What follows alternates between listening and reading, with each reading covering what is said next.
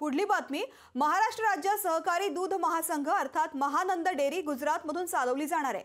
महानंदच्या संचालक मंडळानं एनडीबीपीच्या व्यवस्थापनाला हा प्रकल्प चालवण्यास देण्याचा निर्णय घेतलाय। National dairy development board Mahanand चालवणार असून त्यांचं मुख्यालय गुजरातच्या आणंदमध्ये असणार आहे। राज्य सरकारने या प्रस्तावाला मंजुरी दिल्यानंतर एनडीबीपीच्या व्यवस्थापनाकडे महानंदचे अधिकार जाणार आहेत। एनडीबीपीला महानंद देण्याऐवजी राज्यातील सक्षम सहकारी दूध संघाला महानंद चालवण्यास देण्यात यावं अशी मागणी आता होऊ लागली आहे।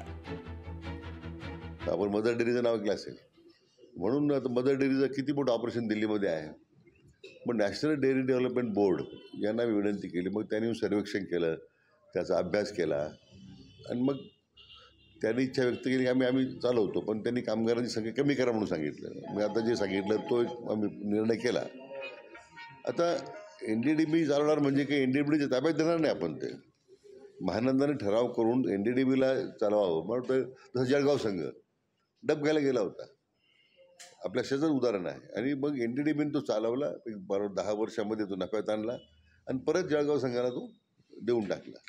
त्या धर्तीवर हे एनडीडीबीला महानंदाने निर्णय घेतला की चालवायला देण्याचा। दूध उत्पादकांना दिलासा देण्यासाठी प्रति लिटर 5 रुपयाचं अनुदान दूध उत्पादक शेतकऱ्यांना दिलं जाईल अशी घोषणा दुग्ध विकास मंत्र्यांनी सभागृहामध्ये केलेली होती। मंत्रिमंडळाने त्याच्यावर निर्णय न घेतल्यामुळे याबाबतचा शासनादेश काढण्यात आलेला नाही आणि म्हणून यावेळी सुद्धा सर्व दूध उत्पादक शेतकरी यापासून वंचित राहणार आहे अशी परिस्थिती निर्माण झालेली आहे।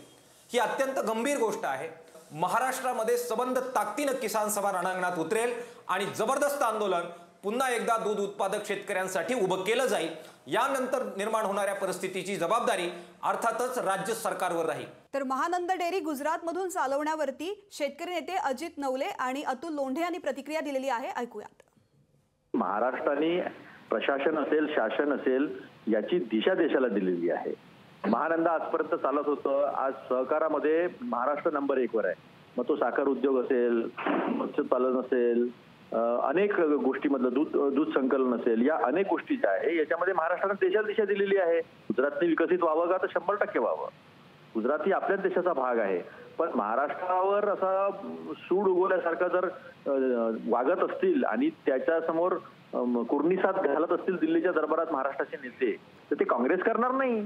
हे काँग्रेसचं जरी केंद्रात सरकार राहिलं असतं, असा निर्णय करण्याचा प्रयत्न केला असता तरी महाराष्ट्राच्या नेत्यांनी ऐकलं नसतं। हे दुर्दैव आहे। हे कुर्निसात घालण्याचा जो प्रकार भाजपमध्ये सुरू आहे त्याची किंमत महाराष्ट्राने का द्यावी? नॅशनल बोर्डाचं केवळ नाव आहे, परंतु सर्व काही गुजरातलाच द्यायचं असं जणू इथल्या राज्यकर्त्यांनी ठरवून टाकलेलं आहे। महाराष्ट्रातील उद्योग अगोदरच राज्याबाहेर जात असताना आता दुग्ध उद्योग सुद्धा अशा प्रकारे जर एक प्रकारे विकला जाणार असेल आणि सहकाराचं संबंध वाटोळं करण्याच्या बद्दलची एक प्रकारची कारस्थानी कृती ही जर राज्य सरकारकडून होणार असेल तर ती नक्कीच निषेधार्ह आहे। किसान सभेच्या वतीनं मी या घटनेचा अत्यंत निषेध करतो। राज्य सरकारने हा निर्णय मागे घ्यावा।